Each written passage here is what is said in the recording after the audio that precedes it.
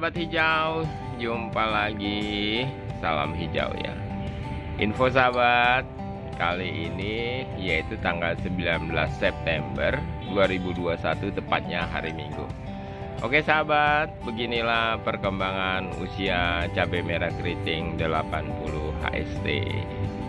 Oke, yang pertama kita melanjutkan seri sebelumnya, yaitu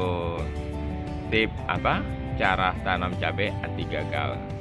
Oke sahabat, di sini kita akan cerita dikit apa sih rahasianya menanam cabai supaya tidak gagal. Oke, sebelum kita melanjutkan sahabat, beginilah perkembangan cabainya ya. Oke, ada yang mulai merah ya sahabat ya. Oh, cabainya lumayan besar sampai ke atas ini. Kita lihat yang kedua, yang demikian ya, sedikit terindikasi oleh jamur ini. Yang nomor 2 ini ya. Yang nomor 3 ini lihat tuh, lumayan lebat sahabat, sampai ke atas tuh, sampai ke atas ya, tuh sampai ke atas tuh, kita lihat terus. Dan begitu juga selanjutnya dengan yang lainnya, hampir mau panen pertama ya, maksudnya panen awal aja. Oke sahabat, kemudian satu lagi saya infokan buat sahabat hijau ya. Udah lama nih kita ada 1 mingguan tidak update ulang ya. Kita akan update sekarang ya, yaitu rahasia menanam cabai agar sukses ya, atau tidak gagal. Kita lihat perkembangannya sahabat. Nih, sahabat bisa lihat dengan polybag yang kecil-kecil. Kenapa? Karena harga cabai terlalu ya melandai, sangat rendah. Tuh, pada sudah berbuah belum dipindahkan. Termasuk yang ini sahabat. Ya. Tuh, sampai di dalam-dalam. Tuh ya, kelihatan ya. Tuh, kelihatan buah-buahnya sudah bermunculan. Ya, terus sembunyi di balik daun. Tuh sahabat, udah mulai pada timbul. Oke, sahabat hijau ya. Ini yang kecil ya. Kita akan melanjutkan, yaitu tip yaitu rahasia menanam cabai agar tidak gagal. Ingin sukses, pertama sering kita bahas. Yang pertama, satu, sahabat wajib ya menyediakan media yang baik. Contoh, saya kasih contoh sahabat nih ya. Nih, ini wajib bagus. Mau organik tidak organik, ini wajib bagus. Yang poros, yang tidak terindikasi oleh bakteri dan bebas dari jamur. Jadi caranya bagaimana? Makanya sebelum tanam ya sahabat ya, untuk medianya usahakan difermentasi dahulu. Walaupun media tersebut bagus, misalnya kita beli atau bagaimana, tolong fermentasi dahulu. Walaupun kalau di area tanam, misalnya di area tanam, itu bisa diaplikasikan trichoderma maksudnya, ataupun E4, lalu aplikasikan dolomit 2 mingguan baru tanam ya, jangan langsung sahabat.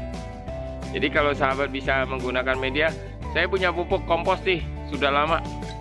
Satu. Yang kedua, media poros, saya menggunakan sekam bakar atau sekam mentah misalnya gitu sahabat. Tuh kita lihat sampai bergantung-gantungan sih ya, sampai ke atas ini. Oke, kemudian satu lagi, Pak katanya, kok ini kan sudah bagus. Oke, saya info sahabat, kenapa kita harus fermentasi. Kalau sahabat mau tahu kenapa kita selalu menginfokan, siapkanlah media baik, tanamkanlah bakteri baik di media tersebut. Makanya sering kita gunakan trichoderma.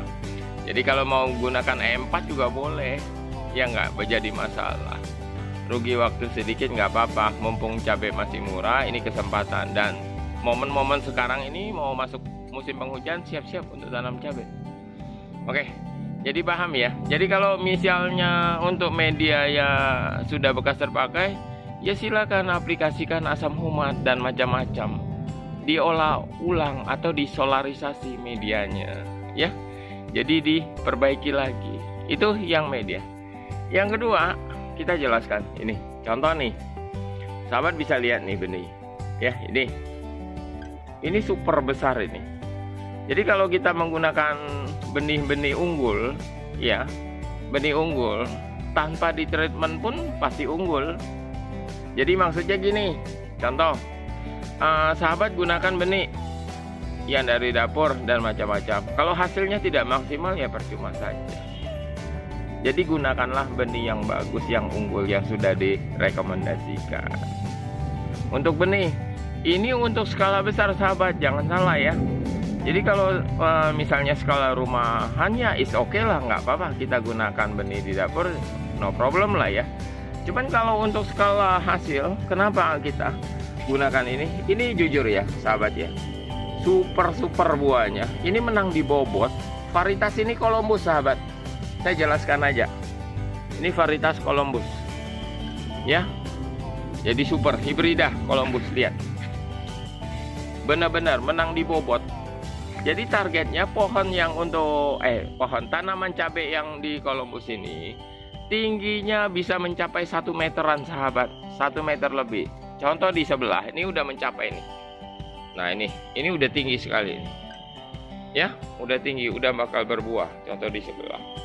Ya, ini untuk varietas yang Columbus. Jadi kita menggunakan benih yang Columbus. Tapi sebenarnya benih yang lain juga nggak masalah, banyak. Benih yang tahan antraknosa di saat musim hujan itu banyak. Seperti Thunder 99, Red Chris, dan macam-macam. Kemudian untuk varietas lokal, itu juga bisa. Oke, sahabat. Yang kedua, misalnya sahabat semai benih. Sedangkan, ya ini sebelumnya kita infokan ya, kenapa para petani jarang sekali menggunakan benihnya sendiri. Contoh ini super sahabat, ya ini bukan alat buah karena gesekan bambu saja. Ya ini super nih, super besar, menang di bobot, dan ini berat, ya ini berat sekali sahabat, besar panjang tuh, ya luar biasa, mantap. Oke. Misalnya sahabat semai benih, ada indikasi benihnya stagnan atau tidak normal. Ya, menurut versi saya sih lebih bagus jangan ditanam. Jangan diperbaiki. Lebih bagus ganti saja yang lain gitu. Jadi jangan istilahnya begini, jangan ada penyakit kita lanjutkan. Nanti kita repot. Karena apa? Ada residu yang ditinggalkan oleh benih tersebut. Misalnya belum teraplikasinya fungisida atau JPT, jadi perkembangannya stagnan. Dan ada yang mengatakan, Pak, kita semai benih lama banget munculnya. Iya, wajar-wajar saja, karena semai benih itu gunakanlah media yang bagus tanpa harus pupuk. Jadi hanya tanah humus saja yang sedikit poros itu bagus. Yang untuk semai benih. Oke, sahabat, kita lanjutkan yang step selanjutnya, yaitu bagaimana cara kita mengkondisikan tanaman. Ya, contoh, kita tahu ini ada sedikit kuning, ya, tapi tidak keriting. Nggak usah ditakutin dengan kuning ini bukan bule, gampang mengatasi ini. Kondisikan. Kemarin telah kita infokan, kuning daun bukan bule, bukan dianggap antraknosa. Ini unsur haranya yang kurang sahabat, yaitu apa? Magnesium sulfat ataupun garam Inggris, ya, garam Inggris maksudnya. Makanya pernah kita infokan pupuk alternatif, kok garam kok bisa? Ya itu tadi fungsinya, penyerapan kalsiumnya, pembentukan protein, dan macam-macam. Itu. Kemudian masalah pemupukan. Ini saya kasih contoh untuk pemupukan. Di sini berbagai macam pupuk, ya. Yang pertama NPK grower, kemudian magnesium sulfat, KNO3 putih, ya. Ini MKP, monokalium fosfat. Nah ini, sorry sahabat, bukan menggurui, tapi sekilas berbagi info saja. Ini harus paham. Jadi contoh, misalnya sahabat pakai NPK standar, misalnya NPK biasa ya, Itu NPK misalnya Mutiara atau Polska 15-15. Ya itu untuk pertumbuhan, nggak apa-apa, pakai saja. Tapi ingat, usia 1 bulan menjelang 1 bulan ke atas, unsur N dikurangi. Jadi sebenarnya di sini ya untuk micu buah nih sahabat nih bisa saja. Kalau untuk pemicu buah, sahabat gunakan. Misalnya contoh, saya kasih contoh ini. Ya. Ini 5 liter air. Sorry airnya agak kotor ya. Nggak mungkin organik karena nih air PDAM, air pam atau air ledeng. Bagaimanapun kalau tempat saya aplikasikan organik, airnya sudah beda. Nggak mungkin saya siapkan air sumur. Ya ini contoh untuk masalah air. Jadi kalau murni organik, no, tidak ya, bohong itu. Oke sahabat, saya kasih contoh. Misalnya saya ingin picu buah seperti yang di sini lah, belum terbentuk lah. Ingin kita picu pembungaan. Tuh, yang di sana tuh tomat gila-gilaan, gendang. Misalnya saya ingin picu buah, jadi sahabat gunakan ini, tolong 2 MKP, 2 sendok, 1 KNO3, cukup. Ya. Jadi 2 ini, 1 ini. Kemudian setelah selip, setiap minggu kita aplikasikan selama 3 minggu, sudah terbentuknya buah, misalnya bunga kecil-kecil, seperti saya ambil contoh yang kecil, terbentuknya seperti demikian ya, agak kecil ini sahabat ya. Nah ini pupuknya dirobal lagi. Jadi yang tadinya MKP nya 2, KNO3 nya 1, maksudnya 1 sendok dengan air 5 liter ya, itu dikurangi lagi. Jadi MKP nya dikurangi, masuklah ke fosfat tinggi, kalium tinggi. Jadi MKP nya MKP nya 1, KNO3 nya 2, terbalik. Kemudian setelah hasil demikian, apa yang akan kita lakukan? Nah ini cara mengkondisikannya sahabat. Jadi yang dibutuhkan untuk sekarang sudah terbentuk buah. Kita ingin membentuk buah ini lebih mantap. Kemudian satu lagi, jadi yang perlu kita pahami sebenarnya nggak terlalu ribet sahabat ya. Ini saya kasih contoh deh buat sahabat ya. Ya ini saya gunakan KNO3, sudah jadi KNO3 ini 1 ya, KNO3.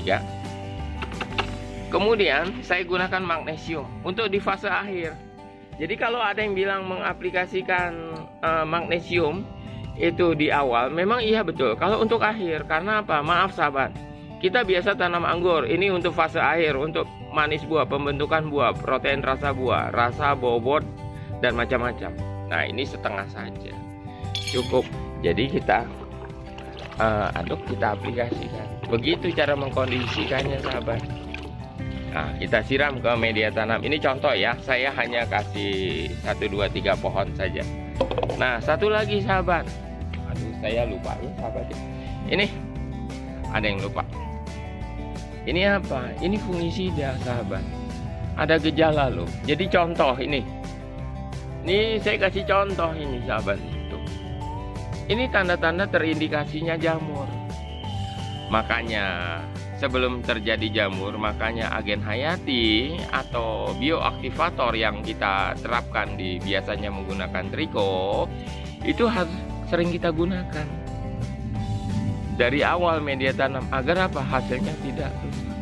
Sekarang gini, cabenya sudah contoh ya, ini tidak ada yang putih, aman sahabat, tidak ada yang keriting. Ini saya kasih contoh. Ini sama sekali jangan sampai ada. Tuh. Kalaupun ada, ya, tolong sisihkan sahabat. Pisahkan di tempat yang lain, kemudian di treatment, ya menggunakan pestisida apa dah yang bagus. Cuman kalau yang untuk keriting daun, biasanya kalau kita pakai itu kandungannya itu apa? Abamectin biasanya, yang dengan merek dagang Demolis, Sabasel, ya Agremec dan lain-lain. Untuk fungisidanya biasa kita menggunakan Ditan, Antrakol. Kalau biasa untuk di anggur itu Amir Startop. Ini saya pakai Ditan, pakai perekat.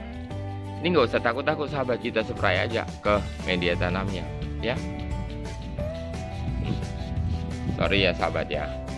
Kemudian karena yang kuning ini kita nggak usah takut. Ini biasanya jamur. Ini contoh. Spray sahabat. Tuh tidak ada. Beginilah cara kita mengkondisikannya.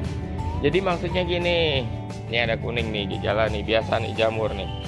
Ya, ada residu dari benih juga, bisa jadi. Ya, jadi nggak masalah. Jadi kita nggak tutupi. Cuman kuning, tapi bukan berpenyakit. Ya, coba sahabat perhatikan. Ini kuning. Tidak ada gejala keriting. Jelas ya, saya perlihatkan dengan jelas tuh. Kuning tapi bukan penyakit, hanya kurang unsur hara saja. Nah gitu ya sahabat ya.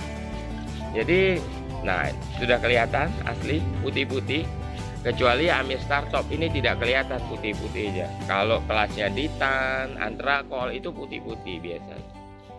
Ya, bercak putih pada daun biasanya. Oke, jadi gini sahabat.